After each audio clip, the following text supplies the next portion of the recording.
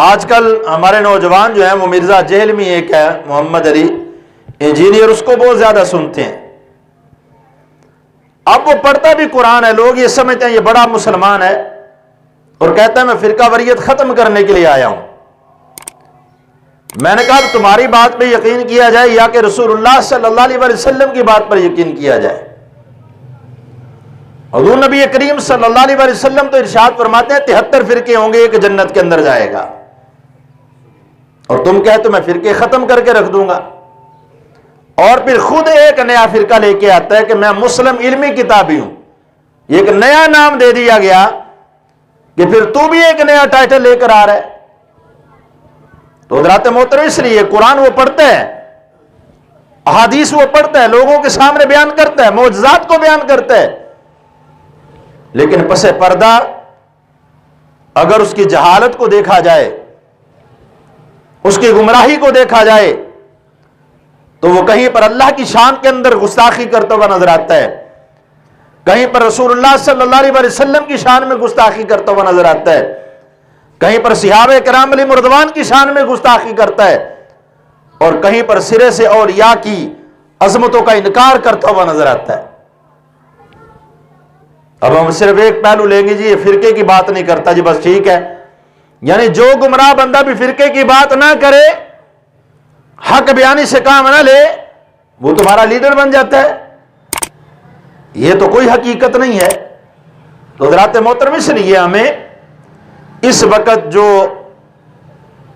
زمانہ ہم پا رہے ہیں، جس دور سے ہم گزر رہے ہیں، اس کے اندر جہاں پر علم عام ہوتا جا رہا ہے وہاں پر گمراہی بھی عام ہوتی چلی جا رہی ہے.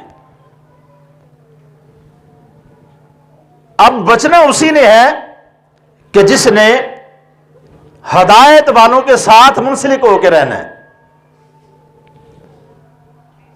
اور اللہ رب العزت نے ان کی بھی نشاندہی قرآن مجید فرقان حمید کے اندر فرما رکھی ہے. صراط الذین انعمت علیہم، ہدایت والے وہ لوگ ہیں کہ جن پر خالق کائنات نے انعام فرما رکھا ہے.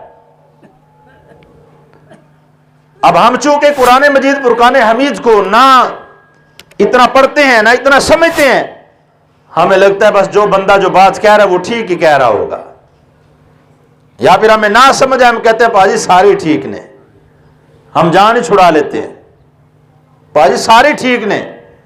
بھی رسول اللہ صلی اللہ علیہ وسلم نے فرمایا صرف ایک ٹھیک ہے، تم کہتے ہو سارے ٹھیک ہیں. یہ کیسے ممکن ہو سکتا ہے؟ جب ایک ٹھیک ہے تو پھر ایک ٹھیک ہے، اور وہ تلاش کرنا ہوگا کہ وہ کون ہے کہ جو ٹھیک ہو سکتا ہے. قرآن تو سب پڑھیں گے، حدیث تو سب پڑھیں گے، لیکن کوئی ایسا تو نہیں جو قرآن کا ترجمہ اپنے پاس سے بیان کر رہا ہو، کوئی ایسا تو نہیں جو حدیث مبارکہ کا مفہوم ہی غلط بیان کرتا ہو، کوئی ایسا تو نہیں جو تاریخ اپنے پاس سے بنا کر بیان کرتا ہو. اگر ایسا ہے تو پھر اس سے بچنے کی کوشش کرنا ہوگی. تو حضرات محترم، حضرت سیدنا امیر معاویہ رضی اللہ تعالیٰ عنہ، آپ دوران خطبہ فرماتے ہوئے، خطبہ ارشاد فرماتے ہوئے آپ نے فرمایا کہ میں نے رسول اللہ صلی اللہ علیہ وسلم کو یہ فرماتے ہوئے سنا. آقا علیہ الصلوۃ والسلام نے ارشاد فرمایا من یرید اللہ بہ خیر یفقہہ فی الدین. حضور نبی کریم صلی اللہ علیہ وسلم نے ارشاد فرمایا کہ جس کے ساتھ اللہ رب العزت بلائی کا ارادہ فرماتا ہے، خالق کائنات اس شخص کو دین کی فہم عطا فرما دیتا ہے، اس انسان کو دین کی فراست عطا کر دیتا ہے، دین کا علم عطا کر دیتا ہے، اس کو دین کا فہم عطا کر دیتا ہے.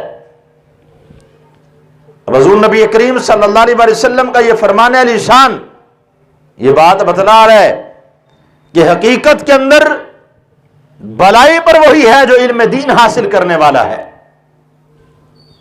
جو علم دین حاصل کرتا ہے، دین کو سیکھتا ہے اور ضروریات دین کو لازم اپنے اوپر کر لیتا ہے کہ یہ چیزیں دین کے اندر ضروری ہیں، ان کا سیکھنا لازم ہے تو ان کو سیکھنا ہے. آقا علیہ الصلوۃ والسلام فرماتے ہیں یہ وہ شخص ہے کہ جس کے ساتھ میرے رب نے بلائی کا ارادہ فرما لیا ہے. اب اگر اللہ رب العزت ارادہ فرمائے تو وہ ارادہ کیسا ہے کہ جب خالق کائنات ارادہ فرماتا ہے من اراد شیئا ان یقول لہ کن فیکون، تو جب میرے اللہ کا ارادہ ہوتا ہے وہ کن کہتا ہے تو وہ کام ہو جاتا ہے۔ اس کے ارادے کے اندر بات آ گئی کہ میں نے علم والے لوگوں کے ساتھ، علم حاصل کرنے والوں کے ساتھ بھلائی کرنی ہے، تو پھر سمجھ لو کہ خالق کائنات نے بھلائی ان کے ساتھ کر دی ہے۔ جو دین کے رستے پر نکل پڑا، جو دین سیکھنے لگ گیا، وہ سمجھ لے کہ اللہ رب العزت نے اس کے ساتھ بھلائی کا ارادہ فرما لیا ہے۔